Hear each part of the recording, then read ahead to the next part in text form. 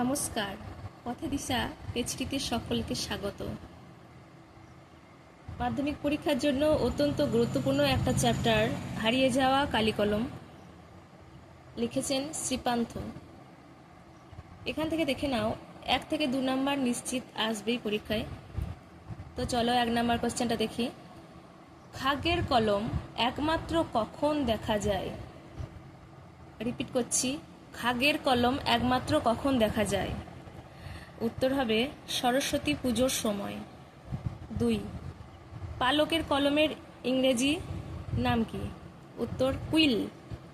3, fountain pen এর আবিষ্কর্তা কে? উত্তর Luis অ্যাডসন waterman. 4, আদিতে ফাউন্টেন পেনের নাম কি ছিল? উত্তর রিজার্ভার পেন। শেষ প্রশ্ন, অত্যন্ত ইম্পর্টেন্ট, ক্যালিগ্রাফিস্ট কাদের বলা হয়? অর্থাৎ যারা ওস্তাদ কলমবাজ তাদের বলা হয় ক্যালিগ্রাফিস্ট। এই পৃষ্ঠাটা ভালো করে দেখে নাও, অত্যন্ত ইম্পর্টেন্ট পরীক্ষার জন্য।